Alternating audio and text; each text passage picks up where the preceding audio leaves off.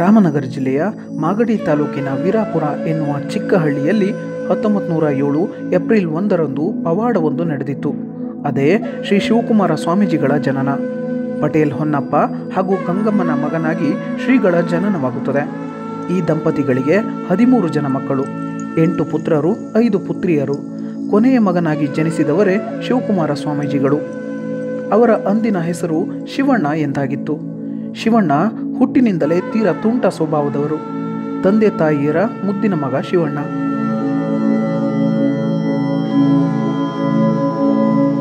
ಅಂದು ಆ ದಂಪತಿಗಳಿಗೆ ತಿಳಿದಿರಲಿಲ್ಲ ಎನಿಸುತ್ತೆ.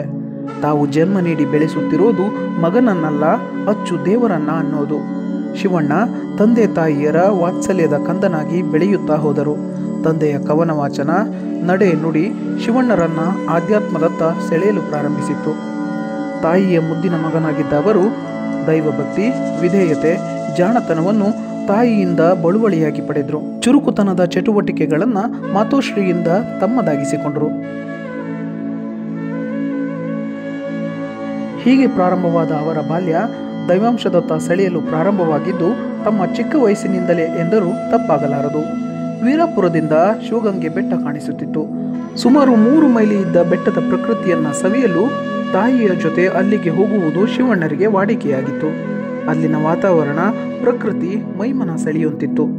ಪ್ರಕೃತಿಯ ಮಡಿಲಲ್ಲಿ ಬೆಳೆದ ಅವರು ತಮ್ಮ ತಂದೆಯಂತೆಯೇ ಬೆಳೆಯುವ ಮನಸ್ಸನ್ನು ಹೊಂದಿದ್ದರು.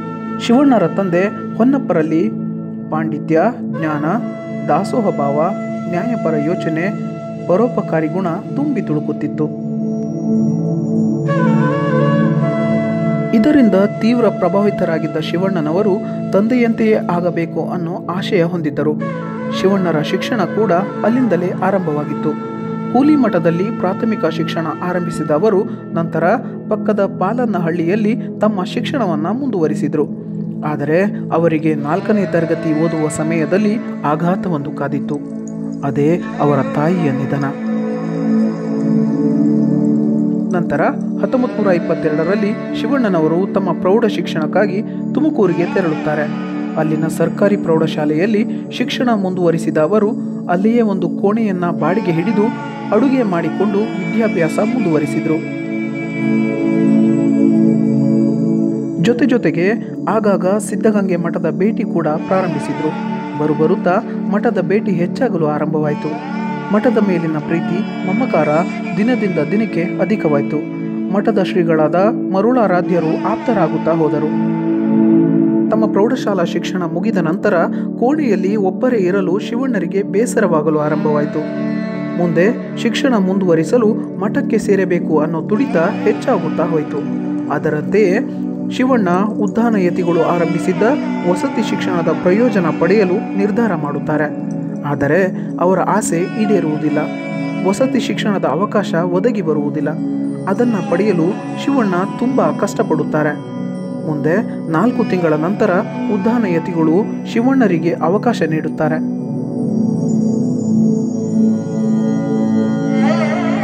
ಮುಂದಿನ ದಿನಗಳಲ್ಲಿ ಶಿವಣ್ಣ ತಮ್ಮ ಒಳ್ಳೆಯ ವ್ಯಕ್ತಿತ್ವ ಹಾಗೂ ಉತ್ತಮ ಗುಣದಿಂದ 4 ತಿಂಗಳಲ್ಲಿ ಮಠಕ್ಕೆ ಪ್ರಸಿದ್ಧರಾಗುತ್ತಾರೆ. ದಿನಗಳು ಉರುಳಲಾರಂಭಿಸುತ್ತವೆ. ಶ್ರೀಗಳ ಕೆಲಸ ಕಾರ್ಯದಿಂದ ಅವರು ಮಠದಲ್ಲಿ ಒಳ್ಳೆಯ ಹೆಸರನ್ನು ಸಂಪಾದಿಸುತ್ತಾರೆ. ಕಾಲಕ್ರಮೇಣ ಅವರ ಹೆಸರು ಮಠದ ಸುತ್ತಮುತ್ತ ಉತ್ತಮ ರೀತಿಯಲ್ಲಿ ಕೇಳಲಾರಂಭಿಸುತ್ತದೆ. ಕಾಲಘಟ್ಟ ಸರಿದಂತೆ ಶಿವಣ್ಣ ಸಿದ್ಧಗಂಗೆ ಮಠದ ಉತ್ತರಾಧಿಕಾರಿಯಾಗುತ್ತಾರೆ. ಶಿವಣ್ಣ ಶಿವಕುಮಾರ ಸ್ವಾಮೀಜಿಗಳಾಗುತ್ತಾರೆ. ಆದರೆ ಆಗಿನ ಕಾಲದಲ್ಲಿ ಸಿದ್ಧಗಂಗೆ ಮಠದಲ್ಲಿ ಉತ್ತಮ ಸೌಕರ್ಯಗಳು ಇದ್ದಿರುವುದಿಲ್ಲ. ಒಂದು ದಿನ ಮಠದ ಚಹರೆ ಬದಲಾಗುವಂಥ ಘಟನೆ ನಡೆಯುತ್ತದೆ. ಮಠಕ್ಕೆ ಜಿಪುಣನೊಬ್ಬ ಆಗಮಿಸುತ್ತಾನೆ. ಆತನ ಹೆಸರು ಚಿಕ್ಕಣ್ಣ ಎಂದಾಗಿತ್ತು. ಆತ ತೀರಾ ಜಿಪುಣನಾಗಿದ್ದ. ಒಂದು ನೋಟಿನ ಕಂತೆಯೊಂದಿಗೆ ಬಂದಿದ್ದ ಆತ ಆ ಚೀಲದಲ್ಲಿ 700 ರೂಪಾಯಿಗಳನ್ನು ತಂದಿದ್ದ. ಅದರಲ್ಲಿನ ನೋಟುಗಳು ಮುಕ್ಕಾಗಿದ್ದವು. ಆ ಚೀಲವನ್ನು ಉದ್ಧಾನ ಶ್ರೀಗಳ ಕೈಗೆ ಕೊಟ್ಟು ಬ್ಯಾಂಕಿನಿಂದ ಬದಲಿಸಿ ತರುವಂತೆ ಕೇಳಿದ. ಅದರಂತೆಯೇ ಉದ್ಧಾನ ಶ್ರೀಗಳು ಶಿವಕುಮಾರ ಶ್ರೀಗಳ ಕೈಗೆ ನೋಟಿನ ಚೀಲವನ್ನು ಕೊಟ್ಟು ಬದಲಾಯಿಸಿ ತರುವಂತೆ ಹೇಳುತ್ತಾರೆ.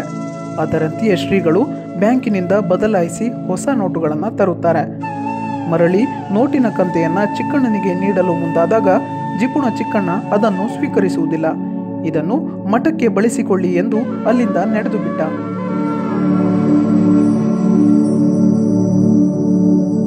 ಮುಂದೆ ಮಠಾಧೀಶರಾದ ಉದ್ದಾನ ಶ್ರೀಗಳು ಲಿಂಗೈಕ್ಯರಾದ ನಂತರ ಮಠದ ಜವಾಬ್ದಾರಿ ಶ್ರೀ ಶಿವಕುಮಾರ ಶ್ರೀಗಳ ಹೆಗಲಿಗೆ ಬೀಳುತ್ತದೆ. ಮತ್ತೊಂದು ದಿನ ಅದೇ ಜಿಪುಣ ಚಿಕ್ಕಣ್ಣ ಮತ್ತೆ ಶ್ರೀಗಳನ್ನು ಕಾಣುತ್ತಾನೆ.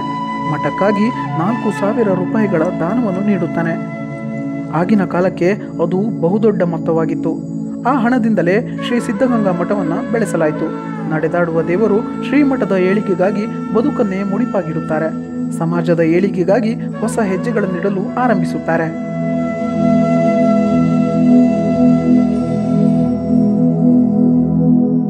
ಶಿವಕುಮಾರ ಶ್ರೀಗಳ ನಂತರ ಸಿದ್ಧಗಂಗಾ ಮಠದ ರೂಪುರೇಷೆ ಬದಲಾಯಿತು ಎಂದರೆ ಅದು ತಪ್ಪಲ್ಲ ಎನಿಸುತ್ತದೆ. ಶ್ರೀಗಳು ಮಠಾಧಿಪತಿಗಳಾದ ನಂತರ ಶ್ರೀಮಠದ ಕೀರ್ತಿ ಹೆಚ್ಚುತ್ತಲೇ ಹೋಯಿತು. ಶ್ರೀಗಳು ದಾನ ಧರ್ಮದಲ್ಲಿ ತಮ್ಮನ್ನು ತಾವು ತೊಡಗಿಸಿಕೊಳ್ಳುವುದರಲ್ಲಿ ಅಣಿಯಾದರು. ಮಕ್ಕಳಿಗೆ ವಿದ್ಯೆ, ವಸತಿ, ಅನ್ನದಾನ ಮಾಡುವುದರಲ್ಲಿ ಶ್ರೀಗಳು ತಮ್ಮನ್ನು ತ್ರಿವಿಧ ದಾಸೋಹಿ ಎಂದು ಕರೆಸಿಕೊಂಡರು. ಬಸವಣ್ಣನವರ ತತ್ವವನ್ನು ತಮ್ಮ ಕಾಯಕದಲ್ಲಿ ಕಂಡ ಡಾಕ್ಟರ್ ಶಿವಕುಮಾರ ಸ್ವಾಮೀಜಿಗಳು ಮಕ್ಕಳಲ್ಲಿ ದೇವರನ್ನು ಕಂಡರು. ಅವರ ಸಮಾಜದ ಮೇಲಿನ ಕಳಕಳಿ ಹೇಳಿದರೆ ಮುಗಿಯುವಂಥದ್ದಲ್ಲ. ಶ್ರೀಗಳು ಬಿಸಿಲಲ್ಲಿದ್ದವರಿಗೆ ನೆರಳಾದವರು, ನೊಂದವರಿಗೆ ನೆರವಾದವರು. ದಾನ ಧರ್ಮ, ನ್ಯಾಯ ನೀತಿ, ಸತ್ಯ ಶಾಂತಿಗಳನ್ನು ನಂಬಿ ಬದುಕಿ ಇತರರಿಗೆ ಬದುಕುವುದನ್ನು ಕಲಿಸಿದವರು ಡಾಕ್ಟರ್ ಶಿವಕುಮಾರ ಸ್ವಾಮೀಜಿಗಳು. ಸದಾ ಸಮಾಜದ ಏಳಿಗೆಯನ್ನೇ ಬಯಸಿದ ಶ್ರೀಗಳು ಜನರ ಪಾಲಿಗೆ ನಡೆದಾಡುವ ದೇವರಾದರು. ಸಿದ್ಧಗಂಗಾ ಶ್ರೀಮಠ ದೇಶ ವಿದೇಶದಲ್ಲಿ ಪ್ರಸಿದ್ಧವಾಯಿತು. ಲೆಕ್ಕಕ್ಕೆ ಸಿಗದಷ್ಟು ವಿದ್ಯಾರ್ಥಿಗಳು ತಮ್ಮ ವಿದ್ಯಾಭ್ಯಾಸವನ್ನು ಸಿದ್ಧಗಂಗೆಯ ವಿದ್ಯಾಸಂಸ್ಥೆಯಲ್ಲಿ ಕಲಿತು ತಮ್ಮ ಜೀವನವನ್ನು ರೂಪಿಸಿಕೊಂಡರು.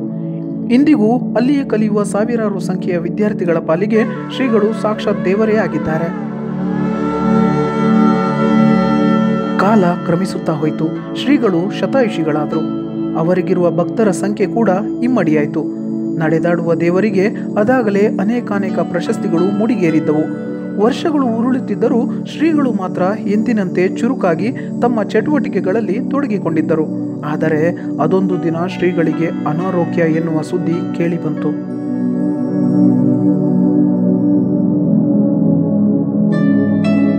ಶ್ರೀಮಠದಿಂದ ಸ್ವಾಮೀಜಿಗಳನ್ನು ಚಿಕಿತ್ಸೆಗೆಂದು ಚೆನ್ನೈನ ರೇಲಾ ಆಸ್ಪತ್ರೆಗೆ ದಾಖಲಿಸಲಾಯಿತು.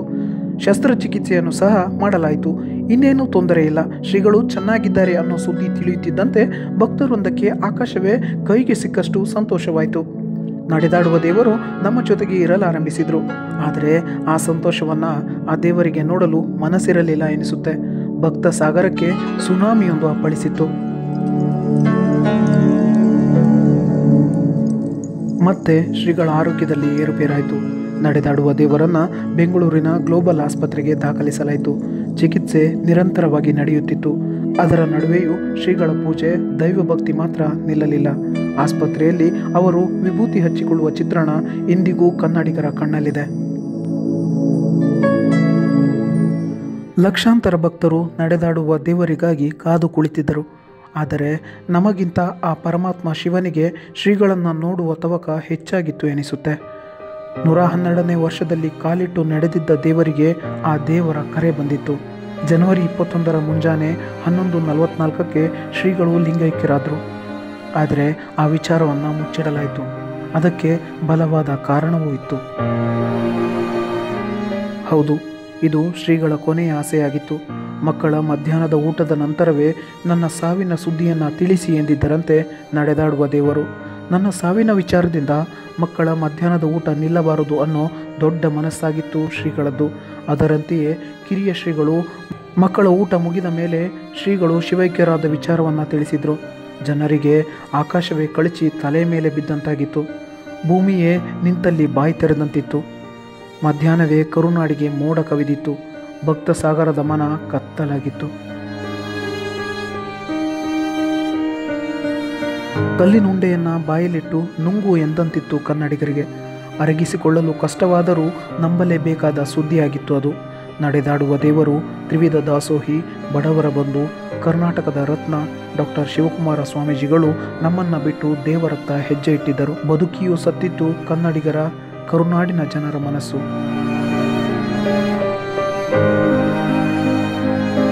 ತುಮಕೂರಿನ ಸಿದ್ಧಗಂಗಾ ಮಠದತ್ತ ಜನಸಾಗರ ಹರಿದು ಬರಲು ಶುರುವಾಗಿತ್ತು.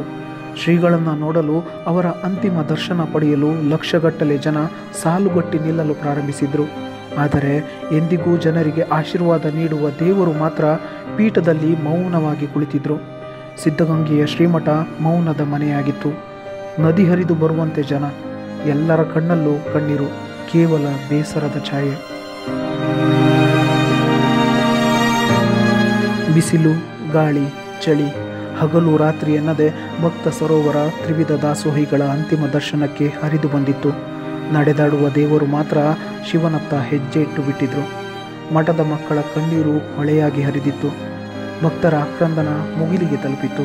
ಆದರೆ ಯಾರ ಕೂಗು ಸಹ ಆ ಶಿವನಿಗೆ ಕೇಳಿಸಲೇ ಇಲ್ಲ.